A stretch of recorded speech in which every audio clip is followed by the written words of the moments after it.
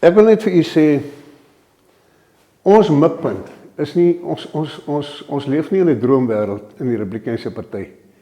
En het 'n pie in the sky wat ons nou streef nie. Wat ons wil doen is haalbaar, dis realisties, maar om dit te kan doen moet ons steun hê, baie steun hê. Jy weet, Leon het nou net gesê van die blanke betrokkenheid. Waar ons kom, in ons eie party, by ander swart mense, sê hulle vir jou, meneer, waar is die blankes? Waar is die blankes? Hoekom is die blankes nie betrokke nie? Sê nie maar, en dan kan ek vir hulle sê, hoekom nie? Ek sê vir my, jy moet nou net onthou, van onafhanklikheid is die blankes beskuldig as gronddiewe, hulle sou nou die plase gesteel het, hulle is die white monopoly capitalist, alles wat verkeerd is, kom van die apartheid tyd af. Niemand besef dat apartheid in 1979 iets van die verlede was nie. Nie 1989 nie. Toe Pa Dirk in 1979 die wet ingedien het in die parlement waar hulle alle apartheidsmaatreëls afgeskaf het en wette. Alles. Ek was daar. Toe is apartheid gestop. Hierdie party het apartheid in hierdie land gestop. Maar toe gaan lê ons. Toe begin SWAPO ons beskuldig in die ander partye, ja, maar ons is 'n wit party, ons is 'n party vir blankes, en jy weet, en die mense wil nou maar versigtig wees, want ons word nou al klaar geklap op ons een wang en die ander wang. Nou wil ons nie nog lyk soos 'n ouens wat in 'n wit party behoort nie, want dan lyk ons later miskien soos die AWB en so. Absolute nonsens. Van 2001 toe ek die president van hierdie party geword het, tot vandag toe. As jy by ons kongresse kom, sit daar miskien 250, 300 mense, afgevaardiges. Daar is miskien 10 blankes. Miskien. Hierdie party is 'n swart party met 'n klomp blankes. En dis jammer dat dit so is. En ons het nou aangegaan al die jare en ek wou nie enigiets doen om die blanke se belange openlik te bevorder nie, want ek wou van hierdie etiket ontslae raak. Maar ek het net besef verlede jaar, dit kan nie so werk nie. Ek was self moeg daarvoor. Ek is mos ook blank. Ek word ook beskou. Nie noodwendig so behandel nie, maar ek word beskou saam in hierdie land. Dan moet ons daai goed van die wetboek afkry. Selfs soos grondhervorming. SWAPO het hierdie goed gebruik as 'n rookskerm om hulle self te verryk. Dis die enigste rede. Hulle het nie belang gestel om die swart mense op te hef of opgehef te kry in die proses nie, want hulle het niks gedoen om dit te doen nie. Hulle het geen maatreëls of niks ingestel, niks gedoen om die swart mense opgehef te kry nie. Hulle het gesê daar is black economic empowerment, daar is affirmative action en daar is land reform. Toe wou nog sommer van die plase begin afvat, het gelukkig het hulle dit nie gedoen nie. Hulle is ook nie ver gekom met nie, want ons grondwet laat dit nie toe nie. Maar dis die goed wat hulle gedoen het, was net 'n rookskerm. Hulle het hulle self gehelp aan biljoene dollars in hierdie land. Selfs wat grondhervorming betref. Plase aan hulle pelle uitgedeel. En aan SWAPO elite en grond goedkoop verkoop van hierdie ouens. Wat dit gebruik is naweekplase. En daai plase is forever, behalwe as daar 'n verandering gaan kom met 'n ander regering wat sekere maatreëls gaan instel en gaan sekere goed gaan doen wat dit gaan verander. Is daai plase alles, elke enkele plaas wat SWAPO gekoop het, wat die regering gekoop het, is uit die mark uit in terme van produksie en om ekonomiese bydrae te lewer. Hy kan nooit weer nie. Hulle het plase gevat van 5000 hektaar. Dan sny hulle hom op in vier dele, 1250. Dan gee hulle hom vir 'n swart gesin. Daai swart gesin gaan nou op met hulle donkies en beeste en skape en dan bring hulle nog hulle vriende en familie ook saam. Dis 'n kwessie van tyd dan het hulle daai plaas opgevreet. Dan is hy totaal en al opgevreet, hy is oorbewei, dan sit hy met niks. Dan kom die regering maar weer, dan moet hulle weer droogte opgee vir daai mense. In plaas daarvan dat hulle gedoen het soos wat ons vir hulle voorgestel het baie jare gelede toe Pohamba nog die minister van Land Reform was. Ek was saam met Pa Dirk toe hy dit vir hulle gaan gee. Die Kalkveld Boerevereniging 'n dokument opgestel, so dik, oor land reform, wat ons voorgestel het wat hulle moet doen. Vreeslik eenvoudig. As jy 'n plaas koop, dan kyk jy vir 'n swart boer wat die potensiaal het om 'n goeie boer te wees. Ons het baie van hulle gehad, wat 'n voorman op 'n plaas was by 'n boer en al die ervaring het. Dank al 'n klomp beeste en skape en goeie sê. Dan identifiseer jy daai persone en gee hom die plaas vir 'n kwessie van sê 4 jaar. En jy help hom finansiëel, jy help hom met tegniese kennis, soos wat die boerevereniging in baie gevalle doen, ook met die swart boere rondom hulle wat nou boer, wat nie daar rond lê nie. Dan help jy hulle daarmee om te kyk dat hulle weet wat se soort bees boer jy in daai omgewing. Wanneer sit jy die bul by die koeie? En wat moet jou bestokking wees? Al daai goed wat die boere in die omgewing ken, help hom en laat hy 'n beter boer raak, laat hy op 'n stadium kom wat hy begin meer beeste kan aanhou. So jy, na 'n kwessie van 4 jaar, dan gee jy vir hom die plaas. Jy gee dit vir hom. Dit is sy eiendom. Dit word op sy naam geregistreer. Laat hy dit as sekuriteit kan gebruik om geld by 'n bank te kry om sy veekudde te verbeter en al daai klas van goed. Dis wat ons moes gedoen het. Dan het ons vandag 'n paar honderd top swart boere in hierdie land al gehad. Ons het vandag 'n paar. En meeste van hulle is ouens wat op ander plekke gewerk het, geldjies bymekaar gekry het en deur die landboubank, deur die landbank plase gekoop het en hulle gaan aan op hulle eie en hulle boer. En hulle is 'n sukses. Maar die res van die plase is 'n gemors. As ek die president van hierdie land sou word, ek vat daai hele lot plase almal terug. Almal. Ek laai daai ouens van daai plase af. Ek sal nou expropriate soos wat hulle wou gedoen het. En ek begin reg van voor af. Konsolideer daai plase wat opgedeel is. Ek weet ons weet hier in die noorde. Vandag met die insetkostes en veral ook in 'n sekere sin met bosindringing. 'n 5000 hektaar plaas moet jy wragtig mooi boer om geld te maak. Jy moet mooi boer, jy moet weet wat jy doen. Nou as jy hom nog gaan opdeel, hoe het hulle koppe gewerk? Is daar dan niemand wat vir hulle net ingelig het en gesê het, maar dit kan nie werk nie. Maar dit is nooit op hulle agenda nie. Soos ek sê, hulle daai goed as 'n rookskerm gebruik en tussentyd het hulle geskep, een plek na die ander.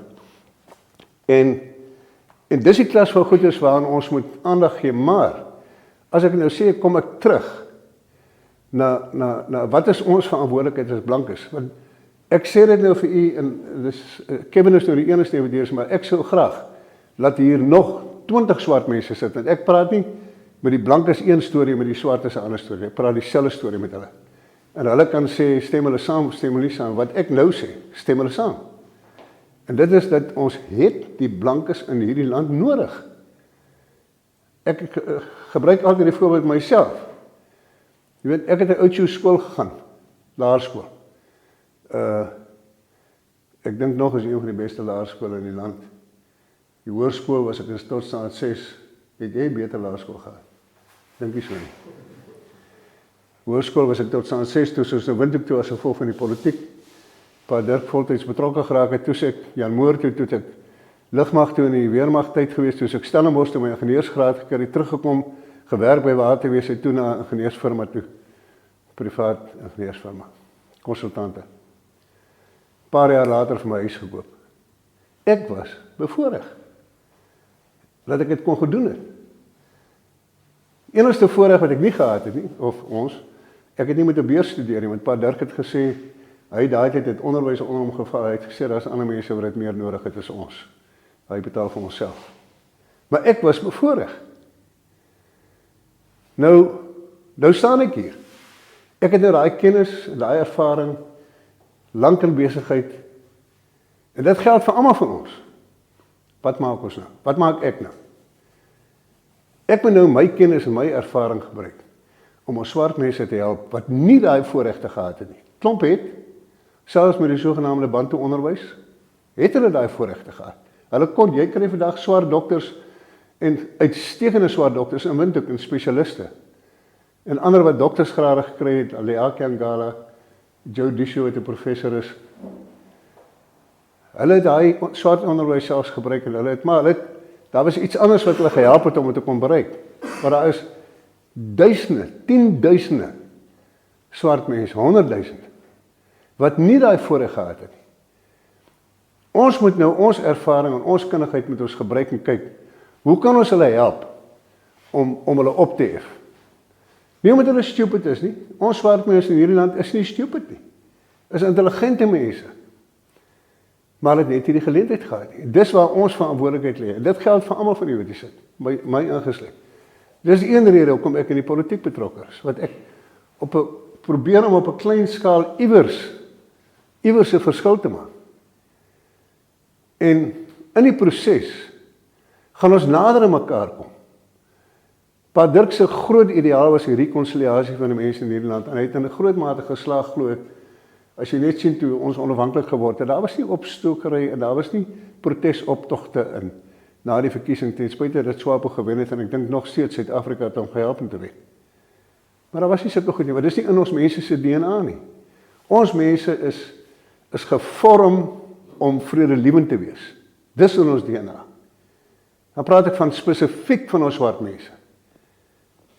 Ons het, en julle kan mooi luister wat ek nou vir julle sê, en gaan ondersoek dit self. Die swart mense in hierdie land is die beste kwaliteit wat jy kry in Afrika. In Afrika, nie Suider-Afrika nie. In Afrika, die vredelewendheid van hulle. Okay, hulle is nie almal ewe handig nie, hulle is nie almal ewe betroubaar nie.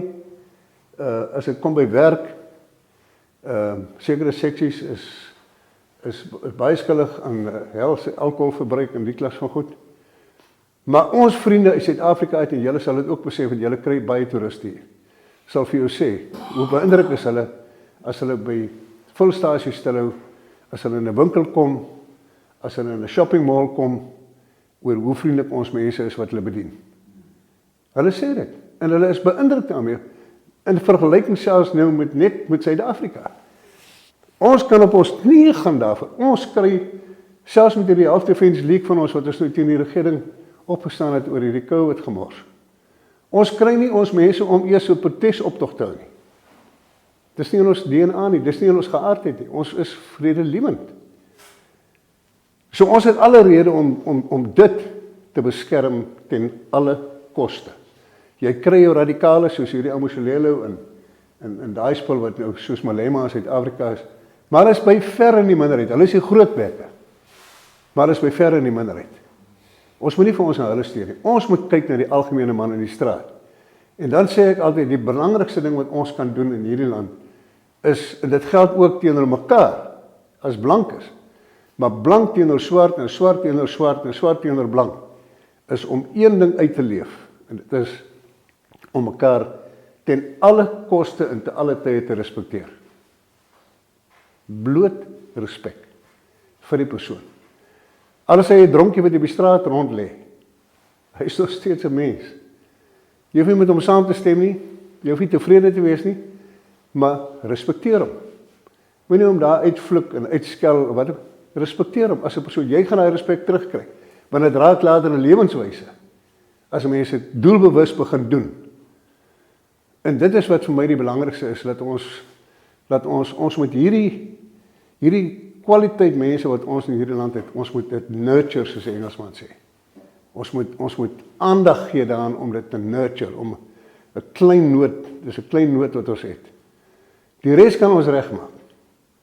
Ons. Maar dis wat ons probeer in die Republikeinse party. Ons beginsel by die party. Ons beginsel in die party staan reg bo in ons grondwet. En ons beginsels is gebaseer op Christelike beginsels.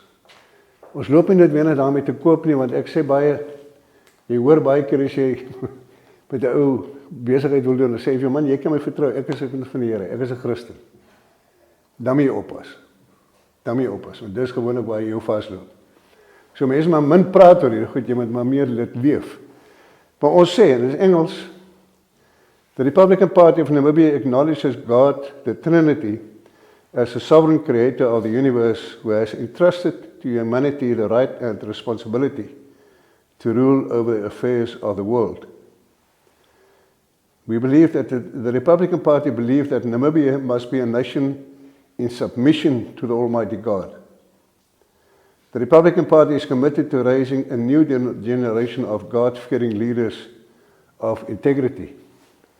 In ons party, kom ons sê nou maar in die hiërargie, in die topbestuur, ons praat oor hierdie goed, daagliks. Daagliks. Dit is nie snaaks om 'n vergadering met gebed te open nie. Selfs ons komiteevergaderings, ons doen dit. En nie om af te show nie. Ons is afhanklik van die Here. Dit is eenvoudig soos dit. Ons kan nou probeer slim wees en planne hê. Die mense vra baie keer vir my, sê hulle, hulle bid vir my. Dan sê ek nie, maar waarvoor bid jy? Nee, maar jy weet, laat ons suksesvol sal wees en so aan. Ek weet jy, as jy vir my vir een ding wil bid, dis waarvoor ek bid, elke dag, net wysheid. Net wysheid. Dat ek as die leier van die party net die regte goed sal doen en die regte goed sal implementeer saam met my mense. Dis alwaaroor dit gaan. Ons is absoluut totaal van die Here afhanklik om 'n sukses te maak. En ek kan vir julle sê, ek het verlede jaar was 'n bietjie moedeloos. Toe sê ek vir die Here, maar ek weet nou nie eintlik hoe om nou moet om die ding, wat ek nou eintlik soek nie, maar stuur net vir my mense wat vir my kan help. Veral met die oog op die verkiesing wat nou nie kom is. As ek nou vir jy moet sê, die mense wat hy vir my gestuur het, jy sal dit nie glo nie.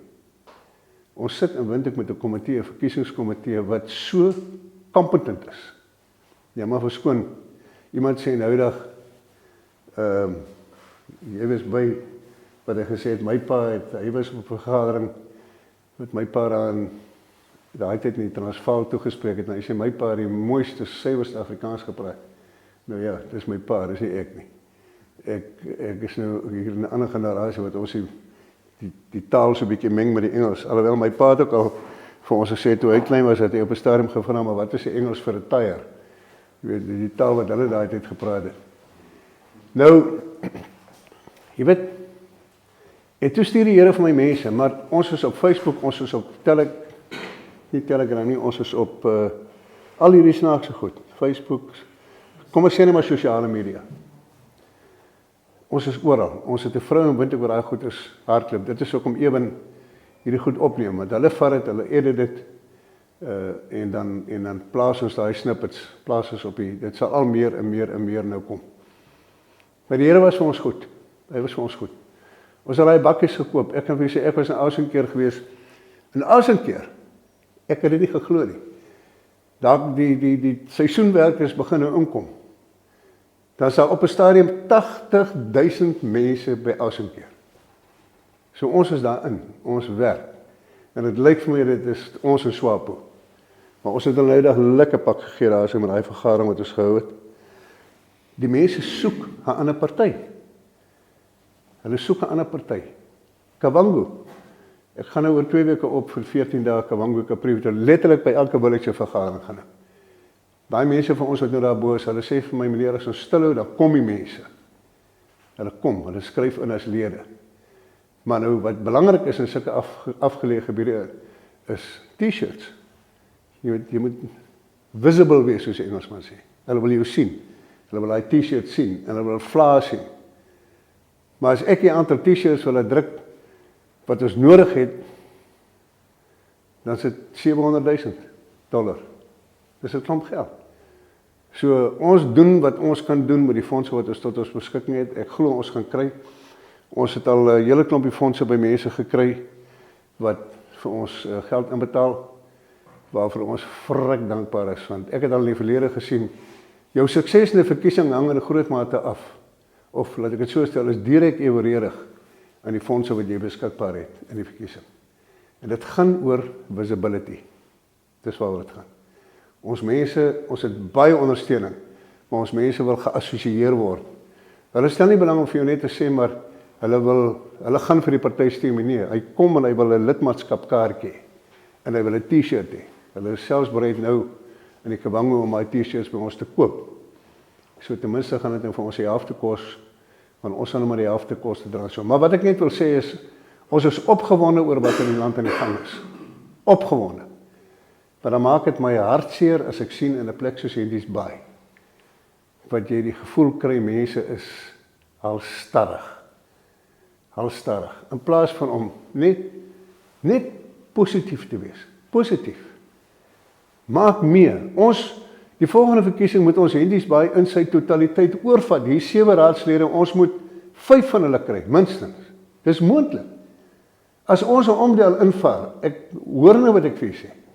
Kyk na die uitslae aan die einde van die jaar in omdel. Ons gaan omdel omkeer. Ons gaan hom omkeer. En as ons daai stemme ook nog kan kry saam met die blankes, dan vat ons Henties Baai se munisipaliteit totaal oor. Dan kan ons doen wat ons die mense beloof om te doen, behalwe wat Livies in elk geval doen. Nou, 'n paar ander goed wat ek sommer net met julle wil oorgesels baie vinnig. Ek het nou gepraat oor die blankes, die onderwys. Ek kan nie alles wat in die manifest is, julle moet maar kyk dat julle die manifest in die hande kry. Ons kan dit vir julle stuur op 'n groep. Vir een van julle kan julle dit op Henties Baai gesels sit of iets van dit dat mense dit kan kry. Julle kan ook op ons webwerf gaan kyk, rpnamibia.com. Alles is daar. Die manifest is daar, die geskiedenis van die party wat nogal baie belangrik is veral van ons swart mense wat dit baie geniet om dit te lees en baie beïndruk is daarmee. Dis daar. So ek gaan nie die hele manifest hanteer nie. Ek gaan net hier en daar so 'n bietjie cherry pick. Die een is onderwys. By onderwys is eenvoudig. Die hele onderwysstelsel moet verander word. Die kurrikulum moet verander word, die geskiedenisboeke moet verander word, want dit is net so apose geskiedenis wat daar is. Dit werk nie so nie. Ek het by Leon Eenslag lank terug 'n dokument gekry wat SWAPO opgestel het. Ja, so was dit in die 50er, 60er jare. Wat gesê is as jy 'n land oorneem wat jy moet doen. Jy kan nie glo nie. Verander al die straatname, breek die standbeelde af, rig jou eie mense se standbeelde op, so Sam Nujoma en die. In elke straat in die land is 'n Sam Nujoma Avenue of 'n Haggie Geinkopstraat of 'n Libertina Amadilla. Ek het nou eergister het ek 'n televisieonderhoud gehad, 'n lang onderhoud met Enoch Media. Hulle sê dit ek weet nie waar uit nie. Toe vra die persoon, sy het nou haar huiswerk gedoen. Toe sê sy maar sy het gesien wat Pa Dirk in die land gedoen het, maar daar word niks na hom vernoem nie. Waar is daar enige straat of iets na hom vernoem? Nou.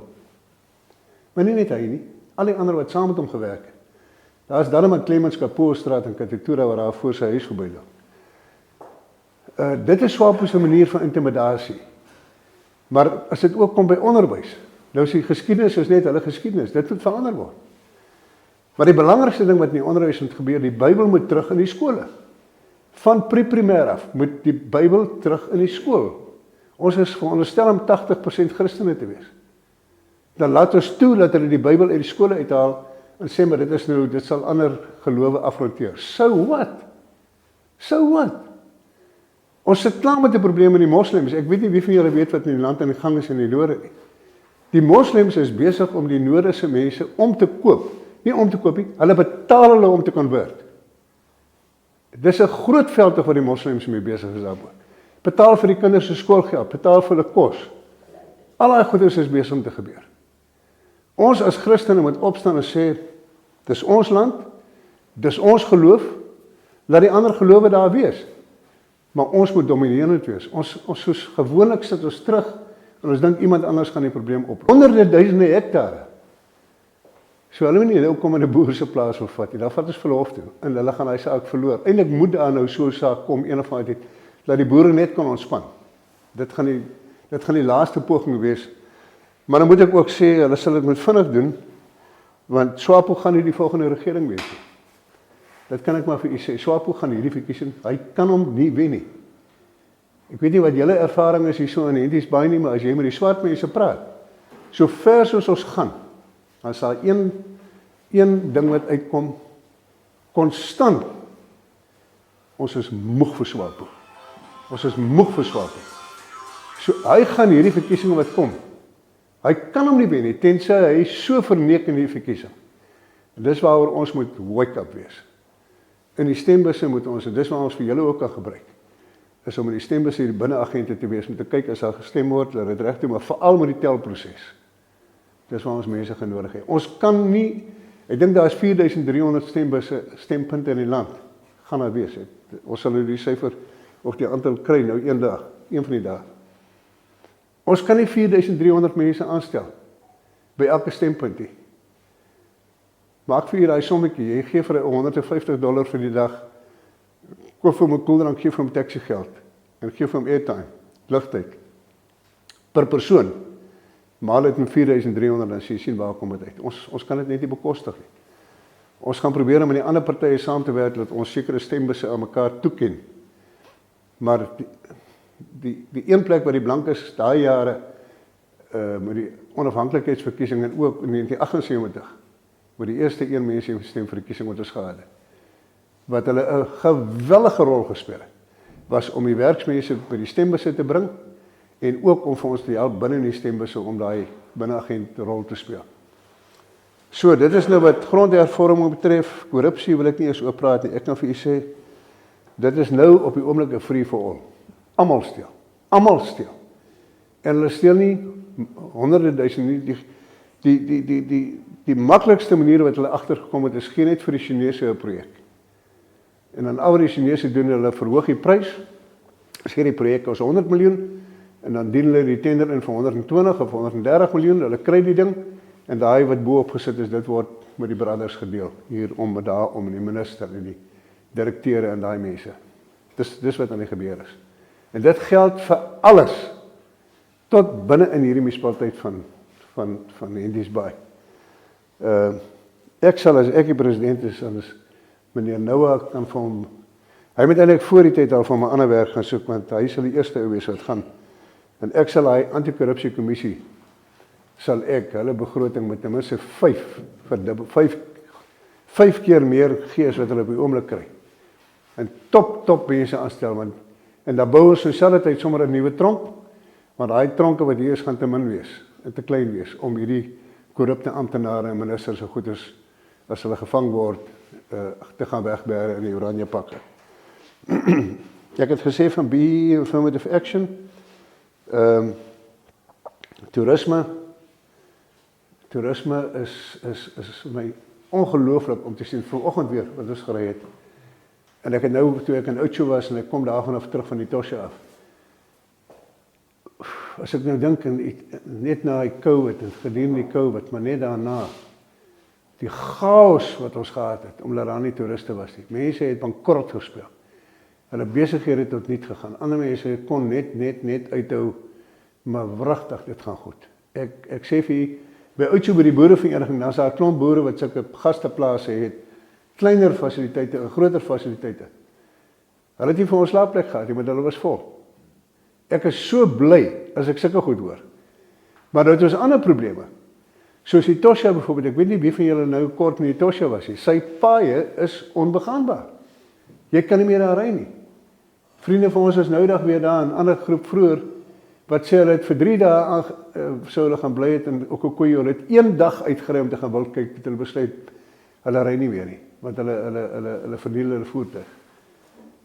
Ek het nou 'n vergadering gehad, dieselfde met daai pad tussen Walvis Bay en Solitaire, selfde storie. 'n Vergadering met Lutombi gehad van Roads Authority verlede week. En dis die een ding wat ek maar vir u kan sê wat ek doen. Ek speel nie vir die paviljoen nie. Ek kan ook as ek die minister gaan sien of ouens soos Lutombi gaan sien, die pers daar kry of iemand kry en sê neem 'n foto en dan sit ek dit in die koerant en sê ek het hom nou gaan sien oor dit en dat in nasionale belang. Ek werk nie so nie. Ek gaan sien hulle en ek praat met hulle oor hierdie goed. En ons probeer kyk of daar 'n oplossing is. En daar is baie keer 'n oplossing. En dan kom ek nie uitgehol en sê ek, maar ek het nou met die minister gepraat. Daai ding wat daar gebeur, dis omdat ek met hom gesels het nie. Dis nie belangrik nie. Wat belangrik is jy goed kan gedoen word. Dis nou luister nie altyd nie. Vir Lutombi gaan sê, maar wat gaan in die Tosja aan? Hoe kan julle toelaat dat die mees besoekte of die grootste toeriste attraksie in die land se paaie letterlik onbegaanbaar is? Ja, nee, maar dis eintlik natuurbewaring. Sê ek, maar natuurbewaring sê dis julle sê is natuurbewaring, maar die geld kom in dieselfde kas uit. Of kry julle geld op 'n ander plek? Ek sê, dan gaan jy na natuurbewaring toe, jy het die toerusting, jy het die spanne, jy het alles, dan gaan julle en julle doen 'n deal met mekaar. Maar gaan en gemaak die paaie reg. En moet nie wag vir die volgende finansiële jaar nie, dis eers Maart maand volgende jaar as die ding afgehandel is. Julle moet dit nou doen. Ons sal nou maar hoor wat hy sê. Hy het nog gesê, hy sal volgende week terugkom na my toe. Maar dis die enigste ding wat vir my skokkend is dat die regering toelaat dat so iets hoegenaamd kan gebeur. Dan praat ek nie eers van NWR se fasiliteite, soos hulle verblyf en hulle restaurante en daai klas van goeders. Dis 'n gemors. Dis 'n absolute gemors. Nou, dit wys net vir jou, ons sit met 'n regering wat totaal onbevoeg is. Van kop tot tone. Daar's net een woord. Hulle is onbevoeg. Hulle kry dit nie reg om 'n ding behoorlik te bestuur, soos Leon gesê het. 'n land is 'n besigheid. Nou het NWR noudag het hulle nogal ewe verklaar, hulle het nou 'n wins gemaak vir die eerste keer, en ek weet nie hoe lank nie. Ja, skuld is afgeskryf. Nou, maar hulle fasiliteite roep ten hemele. En dan sê jy vir jouself, maar verstaan hulle nie, dat jy kan nie dit wat hulle doen, hulle leef mos 'n ding in die grond in, sonder om hom te renoveer en reg te maak, en dan bou hulle liewer 'n nuwe ding. En dit geld vir alles. Verstaan nie dat jy moet iets onderhou, en jy moet kyk na die ding, en jy moet kyk wat mense sê, en kommentaar van mense kry om, as 'n ding nie werk nie, dan verbeter jy hom, dat hy werk. En as die mense daar is wat dit nie kan laat maak, jy fire die spul, en kry jy nuwe ou, of nuwe mense om dit te doen. So, mens kan net Johannes saamslaan, as jy sien wat hier in die land aan die gang is. En dit is hoekom, ek sê nie vir SWAPO gaan hierdie verkiesing nie weet nie, maar wat waarskynlik gaan gebeur, is ons gaan waarskynlik 'n regering van nasionale eenheid kry, soos in Suid-Afrika, uit die oppositie uit, met ander woorde 'n oppositie-koalisie. Ek sou verbaas wees as die oppositie met SWAPO in 'n koalisie sal ingaan, soos in Suid-Afrika, maar, want ek dink die oppositie, kom ons sê net maar die gematigde oppositie, gaan die meerderheidsstemme kry, en die meerderheidssetels in die parlement. My bekommernis is die presidentsverkiesing. Want die oppositie het nou klomp kandidaate en SWAPO het net een. En dan gaan die oppositie kan dalk nou die stemme so deel dat SWAPO in elk van die presidentsverkiesing wen. En dat beteken dat daai president van SWAPO stel sy kabinet aan uit SWAPO se uit. Tensy die ou tannie nou gaan besluit, maar sy gaan nou doen wat Suid-Afrika gedoen het. En dit stel ministers ook aan uit die oppositie uit. Maar dit kan baie maklik wees dat as met 'n SWAPO president sit, met 'n SWAPO kabinet sit, en met die meerderheid in die parlement, wat die wetgewers betref. En dit gaan nie lekker werk nie. So, ons sal nog maar sien wat gebeur voorkant toe, maar ek is so seker soos ek hier staan. As ons werk doen, gaan SWAPO hierdie verkiesing, hy kan hom nie wen nie. Hy kan nie. Ons party sê, wat op die oomblik aan die gang is in die parlement is onaanvaarbaar. Daar sit 2 blankes, in 'n parlement van 104 lede. Demografies, mos heeltemal verkeerd. Ek het die voorreg as die president van die party om die eerste 10 mense op die lys saam te stel. Want as ons die amptelike oppositie sou word, dan is dit my skadu kabinet. En ek het vir ons mense gesê, in die party, en hulle is 100% tevrede daarmee, ek het vir hulle gesê, 4 van daai 10 gaan blankes wees. As ons 20 setels kry, gaan daar 8 blankes wees, 40%. En dit gaan top blankes wees, wat hulle job kan doen. Net soos die swart mense wat ons gaan insit, gaan top swart mense wees. 'n Goeie balans tussen mans en vrouens, en tussen jong mense en ou mense, en dan 40% wit, 60% swart. Ons wil top mense parlement toe stuur, wat die ding daar kan doen. En die rede daarvoor is, wel, die uitvloeisel daarvan kan wees, as ons dit nou reg kry, en as ons 'n groot klomp mense kan parlement toe stuur, is as daar dan so 'n koalisieregering is, wil ek hê met die kwaliteit van ons mense van so aard wees, dat whoever die president is, of wat ook al, laat ons mense betrokke gaan wees in die regering self. Dan laat hulle gaan sien dat ons die kwaliteit mense het wat kan help, soos wat in Suid-Afrika nou gebeur het. En ek praat nie van blankes nie, ek praat van ons swart mense in die party. So ons wil kyk of ons daar 'n groot rol kan speel. Dan kan ons begin goeders doen, wat ons weet wat verkeerd is in die land.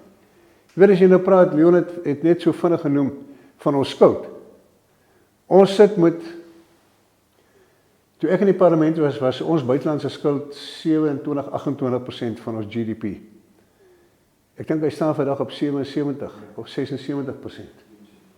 Daai tyd het ons beklei gesê, maar hy mag net nie oor 30% gaan nie. Hy staan op 77% mense. Skuld wat ons land het. Dan sê jy vir jouself, maar hoe op aarde gaan ons daai skuld teruggewerk kry? Hoe? Dit gaan ons kinders en ons kinders se skuld bly as ons nie nou vinnig iets aantree doen nie. Want hierdie regering, omdat hy nie weet hoe om geld te werk nie, leen hy net. Ons het daai tyd al gesê, as jy by die Wêreldbank en by die IMF begin geld leen, het jy probleme. Want dan begin hulle vir jou voorskryf wat om te doen. Jy mag nie dit nie, jy mag nie dat nie, en dan het jy probleme. En dan kan jy nie teepraat nie, want dan begin roep hulle jou bates op. So, dis hoekom ek het 'n paar mense nou redelik geskokkel, as ek dit nou sê. As ek die president van die land is, nasionaliseer ek al die myne. Almal. Elke enkele myn wat in die land is, ek nasionaliseer hom. Hierdie Iran-myne wat die Chinese het, ek sal hom nasionaliseer en ek sal dieselfde tyd vir elke Chinees wat in hierdie land is, sal ek op die vliegtuig sit terug China toe. Elke ene van hulle. Ek kom nou by die myne, maar as jy net kyk in die dorpe, daar is nie 'n dorp in hierdie land waar daar nie Chinese winkels is wat goedkoop goed verkoop, en in die proses het hulle ons eie mense wat winkeltjies daar gehad het toegemaak, omdat hulle kan nie kompeteer met die Chinese nie. Nou vra ek jou, hoe het hulle enige permit gekry?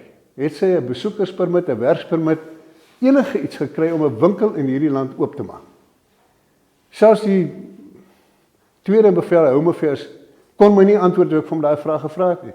So daai fight kom, dit kan ek maar vir u sê. Die fight teen die Chinese is op pad. Is nou nog, sommer voor die verkiesing. Maar in terme van die myne, as jy praat van Rossing Uranium het nou dag 'n wins verklaar, ek dink as ek reg gelees het, was 'n 7.8 biljoen. En as jy nou kyk wat die regering daaruit verdien het. Dit is die natuurlike hulpbronne onder die grond hier in ons land. Behoort nie aan SWAPO nie, dit behoort nie aan die regering, dit behoort aan elke enkele mens in hierdie land. Dis almal van ons.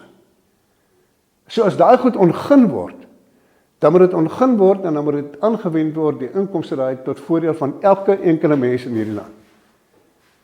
Maar dit word nie so gedoen nie. Nou met die olie is dit groot storie. So ons sal nou 10% van die inkomste kry die olie uit. Jy weet? Maar vergeet nou eers van die olie. Dis nou 'n paai en 'n skaai op die oomblik nog. Kom ons praat net van die ander myne. Iran, goud, koper, diamant. Ons moet 'n beheer wees van daai goederes. Ek klink nou sommer asof ek nou slim is as ek dit sê. Ek weet nie eintlik regtig hoe dit gaan werk nie, maar daar gaan 'n manier wees. Ons onteien daai myn. Hulle het genoeg geld gemaak. Ons hoef dit nie te koop nie. Ons sê net vir hulle pak. En dan sit ons daai mynbedrywighede op tender uit en ons kry mense om daai myn vir ons te myn. As die Chinese wil, ja, maar dan op ons voorwaardes. Dan bring hulle daai Iran uit tot hy op die grond is, daar sit ons en dan verkoop ons dit. Dan maak ons 7.8 biljoen uit daai myn uit en hulle kry die geld om dit vir ons te doen. As ons dit op daai basis gaan doen. En dieselfde geld met ons diamant, dieselfde geld met ons goud. As ons dit op daai basis doen, dan gaan ons in 'n posisie kom waar ons skuld kan vinnig terugbetaal. Maar nie net dit nie. Ek sê vir u, dit gaan as die skuld terugbetaal is, sal die mense in hierdie land nie hoef belasting te betaal nie. Ons sal genoeg, dis 'n ryk land hierdie met min mense. Ons is 3 miljoen mense. Mense hoef nie belasting te betaal nie. Hulle hoef nie skoolgeld te betaal nie. Hulle hoef nie vir boeke te betaal nie. Dis waar ons moet uitkom. Met die kwaliteit mense wat ons het in die DNA van ons mense. Met hierdie rykdomme kan hierdie land die Dubai word van Afrika. Hy kan die ster in Afrika word. Dit het al die potensiaal om dit te doen. Maar ons moet opstaan en beklei daarvoor. En sorg dat ons daar uitkom. Ons kan nie terugsit en sê, maar dit is so 'n simpel regering. Ja, nee, weet, hulle is dit en dat, ons wil niks aan mee te doen nie, ons gaan met ons besigheid. En laat dit goed aan ploeter. Ons kinders gaan betaal daarvoor. En ons kleinkinders. So, as ek dit nou vir u sê, dan sê ek maar net, ons het alle rede in die eerste plek om ek weet soos julle hier sit, is julle trots op hierdie land. Vir alles blankes. vir alles blankes. Ons moet by die stadium verbykom wat ons vir onsself sê, maar ons is tweederangse burgers. Ons is nie. Ons is eersterangse burgers. En as jy by 'n polisieman kom of by 'n wie ook al kom en hy behandel jou soos 'n tweederangse burger, dan vat jy vir hom daar vas. Sê vir my, met wie dink jy praat jy? Met wie dink jy praat jy? En as hy hom nog selfs sy stert wip, vat sy naam. En as daar snaakse goed gebeur, wat duidelik rassisties is, nou nie as daar 100 van die goed gebeur, maar as daar sulke geleenthede is dat so iets gebeur, bel my, ek is lus vir hulle. Ek doen dit nie meer nie, selfs by die ministeries. As 'n ou vir hom net 'n bietjie opruk, en ek kan sommer agterkom, hierdie is nou 'n tipe van 'n rassistiese houding. Ek vat van 'n net daar vas. Wie dink jy praat jy? Nie Henk Mutch of president van die Republikeinse Party nie. No. Henk, 'n Namibier, 'n wit Namibier. Jy praat nie met my so nie. En dis waar ons moet kom. Ons moet opstaan en staan op ons regte. Maar die wetlike regte sal ons voorveg, soos affirmative action en black economic empowerment, laat dit moet af van die wetboek af. Maar in die alledaagse omloop met mense, jy kan ordentlik wees, dis die belangrike ding. Jy moet ordentlik wees, maar staan op jou regte. Tel jou kop op, want jy is net so belangrik. Ek het al gesê, as jy hierdie man sy hand vat en jy hou hom langs my, en jy sê, wat is die verskil? Dan sê die mense, ja, maar sy hand is swart en my hand is wit. Dan sê ek, maar as my hand sny, en sy hand sny, is die bloed wat hier uitkom wit en daai bloed is swart? Nee, is rooi. Is rooi. Dis soos die Here ons gemaak het, dis wat lewe gee, is hierdie bloed. Ons is dieselfde. Ons het net 'n velverskil kleurverskil van vel. En dit wat hulle in die verlede uit probeer gebruik om nog steeds dominerend oor die blankes te wees, moet stop. Moet stop. Maar dit gaan afhang van ons houding teenoor hulle. Dis die heel belangrikste. As ons 'n goeie houding het, of daar goed gebeur wat jou irriteer, kyk hoe goed jy dit kan hanteer. Maar dis die tipe van goed. Plase, werksmense. As jy jou werksmense met respek behandel, gaan jy die meeste uit hulle kan uitkry. Daar gaan slegtes wees, wat waarskynlik gefire word van tyd tot tyd, omdat hulle nie hulle job doen nie, en daai klas van goeders, hulle gesindheid nie reg is nie, en wat ook al. Maar oor die algemeen, is dit waarna ons moet streef, is om met mense 'n goeie verhouding te hê. Bloot, vriendelik, respekvol. Right, mense, dan wil ek daar stop, dink ek. Kongres, toerisme, werke, transport. En daar is iets, ja, ek vergeet dit elke keer. Wat is hierdie party se standpunt oor hierdie LGBTQ besigheid? En selfe geslag huwelike? Baie eenvoudig. In die eerste plek, ek het gesê ons beginsels is gebaseer op Christelike beginsels. Abortus is uit. Ons sal nooit abortus goedkeur as dit gewettig word nie. Dan praat ek van abortus op aanvraag, op demand. As dit 'n vrou se lewe in gevaar stel, ander storie. Maar op aanvraag onder geen omstandighede nie. Ek dink die mense moet leer hoe kinders gemaak word, en as jy nie 'n kind wil hê nie, hou jou bene toe. Ek meen, jy kan nie aangaan en die lewe geniet en gaan aan en kry die een kant en die ander, weet nie wie die paas is nie. Soms weet hulle wie die paas is, maar die pa gee pad. Daai kultuur moet verander word. Tweedens, selfe geslag huwelike is uit. Daar is geen sprake van sulke goedes nie. Ek sê baie, die Here het vir Adam en Eve gemaak, hy het nie vir Adam en Steve gemaak nie. Dit is mos net logies, common sense. 'n man het 'n vrou het 'n man. 'n man en 'n man, maak nie sin nie. Maak eenvoudig nie sin nie. Nou as jy daai geneigtheid het, doen dit. As jy homoseksueel is, ek sê baie, whatever jou leefstyl is, die Here het vir ons die voorreg gegee, en die reg gegee, en verantwoordelikheid gegee, om te besluit. Jy kan besluit. Klomp besluite. Jy kan besluit om jou lewe te geniet en roekeloos te leef. En as jy so besluit, dan moet jy tevrede wees. Jy enige abok om, gaan jy warm plek toe. Jy sal hel toe gaan. Daar is geen argument daaroor nie. Jy daai wil, die Here het vir ons daai wil gegee om te besluit. Maar jy moet die verantwoordelikheid aanvaar vir die besluite wat jy neem. So, as jy wil homoseksueel wees, fyn.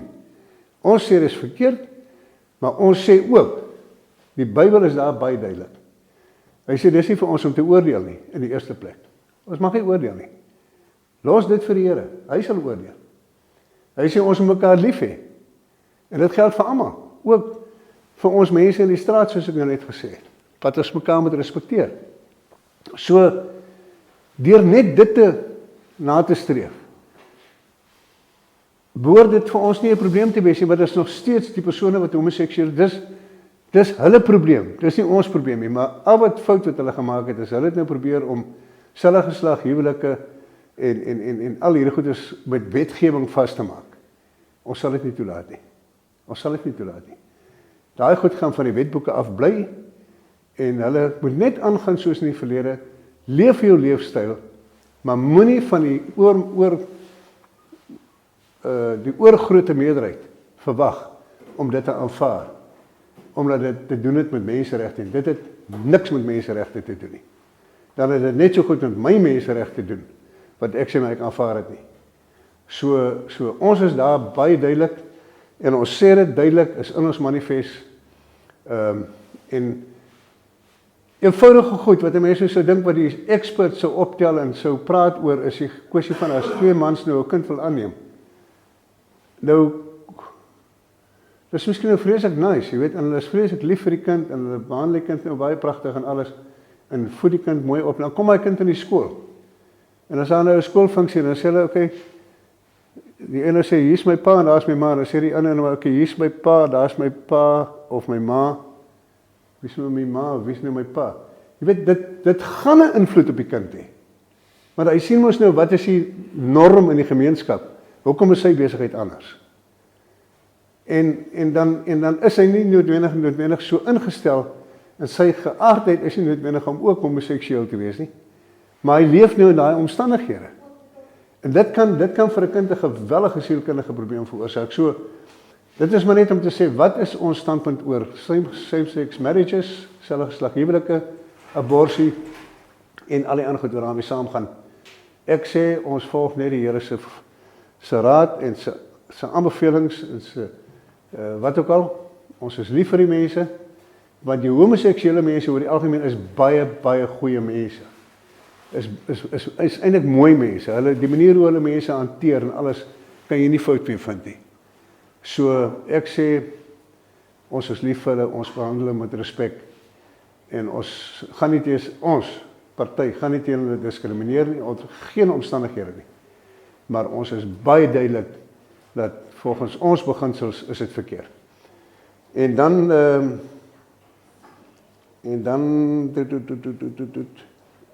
mense, ek dink ek is so jammer, ek spring dit dalk, klink of ek rondspring, maar ek dink, ja, wat landbou, ek het nou net dit oor landbou gesê het, amper mis ek dit nou. Jy weet, as jy dink aan werkverskaffing, nou lê daar hele Kavango, lê daar,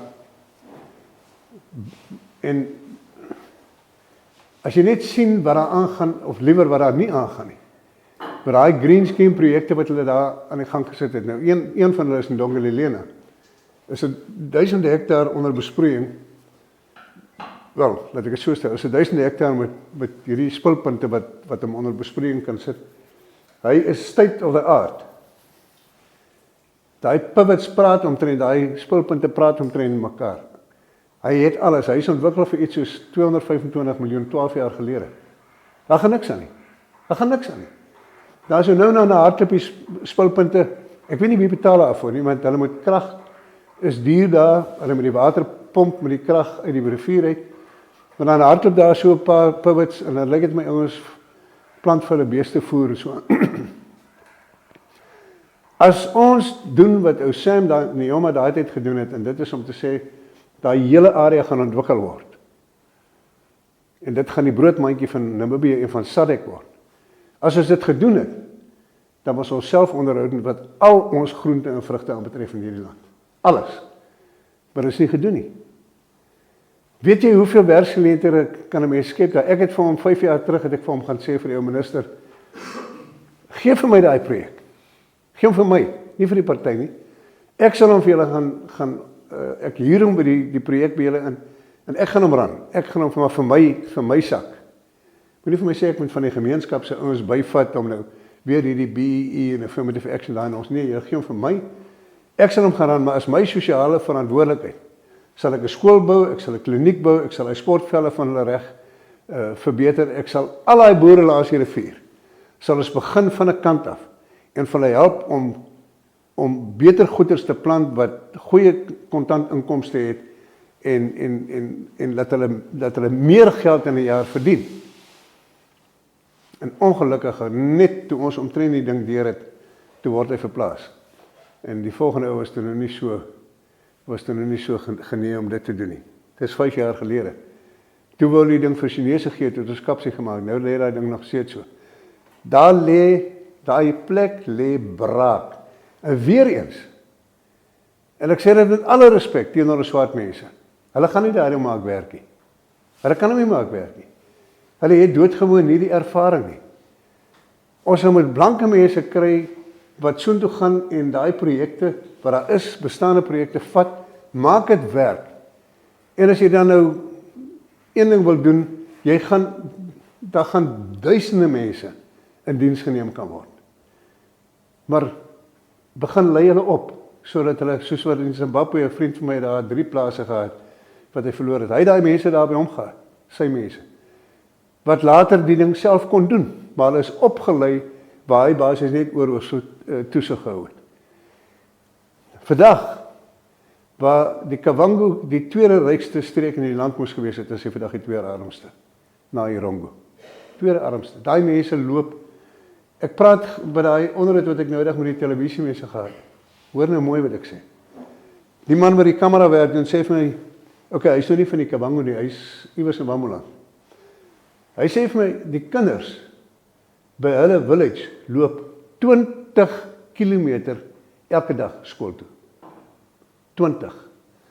Hy sê hulle kom in die aand donker by die huis. Hulle is nou juist besig, ook om vir my gevra het of ons nie kan help om saal wat hulle mee besig is net klaar te maak en dak op te sit, want hulle wil dit nou as 'n tipe van 'n pre-primêr inrig met sonkrag.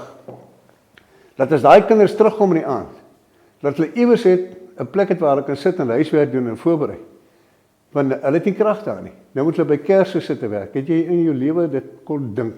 34 jaar na onafhanklikheid sit ons nog met sulke gemors. As jy in die Kavango kom en sien hierdie klein meisietjies nog in hulle skoolklere, dan trek hulle hier 'n 20 liter waterkan wat hulle vir 'n kilometer of 2 kilometer gaan water aan om huis toe te vat. Dit kan nie so werk nie. Kan nie vir nie so werk nie. So dis waar ons 'n rol kan speel. Dan praat ek nie eens oor die Weskapriewe nie. Ek kan vir sê wat daar aan die gang is net 'n disaster. Hulle verkoop hulle grawe mos daai duiwelsklou wat ons noem 'n duiwelsklou. Daar is eintlik 'n beter naam vir hom. Dan verkoop hulle daai sakke. Ek het nou met 'n vrou in Windhoek gepraat wat die goed uitvoer. Iemand kom koop daai sakke vir next to nothing. En dan kom verkoop hulle dit vir 'n groot prys en dan werk daai mense hulle aste af. Dan kom hierdie ouens een keer in 4 maande en kom koop die sakke, dan kry hy die geld. Dan het hy al soveel skuld gemaak vir kos en goederes wat hy in die winkel moes koop en daai tyd het hy niks oorhou nie. Ons is nou besig om te kyk. Ek het vir hulle gesê al laai ons bakkies. Die party se bakkies en ons laai daai goed op en ons bring dit Windhoek toe. En ons kom verkoop dit vir die regte prys. Al maak ons 1 sent op 'n sak, dan is dit fyn. Want laat daai mense beter geld en beter inkomste kan kry. En daar is baie sulke geleenthede. So ons sal moet kyk daarna, maar ek is nou klaar. Ek wil net ter afsluiting net vir u sê, maar al die goed wat ek gesê het, hoop ek is daar iewers iets wat julle kan huis toe vat en aan gaan dink. En as daar probleme is voorkant toe of onduidelikhede is, ons kantoor is beskikbaar. My nommer het baie mense het my nommer, julle kan my ook bel, ek kan vir Leon bel. Maar ek hoop regtig dat hierdie oggend wat julle opgeoffer het vir julle iets beteken. En as daar 'n vraag is nou, dan sal ek graag luister.